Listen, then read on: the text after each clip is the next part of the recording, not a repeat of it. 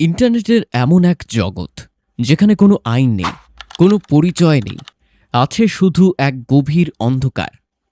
আপনি কি বিশ্বাস করবেন আমরা প্রতিদিন ইন্টারনেটের যে অংশটি ব্যবহার করি তা পুরো ওয়েবসাইটের মাত্র 4%?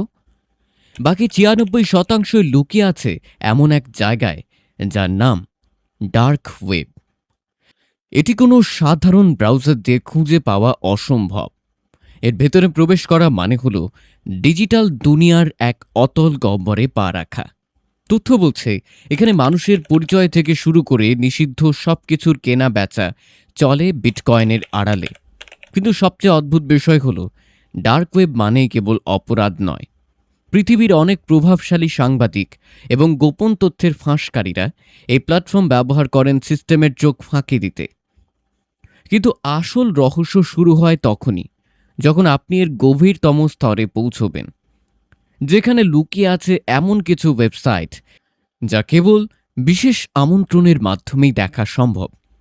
কিছু রিপোর্ট অনুযায়ী ডার্ক ওয়েবের ভেতরে এমন কিছু ডাটাবেজ আছে যেখানে সাধারণ মানুষের প্রতিটি মুহূর্তের ডিজিটাল ফুটপ্রিন্ট বিক্রি করা হয়, যেন কেউ পর্দার আড়াল থেকে আপনার প্রতিটি পদক্ষেপ রেকর্ড করছে।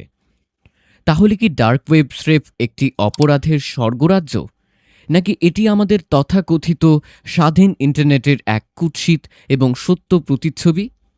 সবচেয়ে অদ্ভুত বিষয় হলো আইন শৃঙ্খলা বাহিনী শত চেষ্টা করেও কেন এর অনেক অংশ আজও বন্ধ করতে পারেনি? তারা কি আসলেই পারছে না, নাকি তারাও এই অন্ধকার জগতের কোনো গোপন অংশ? আপনি কি নিশ্চিত আপনি ইন্টারনেটে যা দেখছেন তাই সত্যি, নাকি আসল সত্যটা কেবল অন্ধকারের এই অলিগলিতেই জমা হয়ে আছে? সমস্যা আসলে ডার্ক ওয়েব কেন টিকে আছে সেটা নয়। সমস্যা হলো, আপনি কি জানেন আপনার অজান্তেই আপনার কোনো গোপন তথ্য সেখানে নিলাম হচ্ছে না তো? সেই অন্ধকার কি আপনার ডিভাইসের পর্দার দিকে তাকিয়েও হাসছে?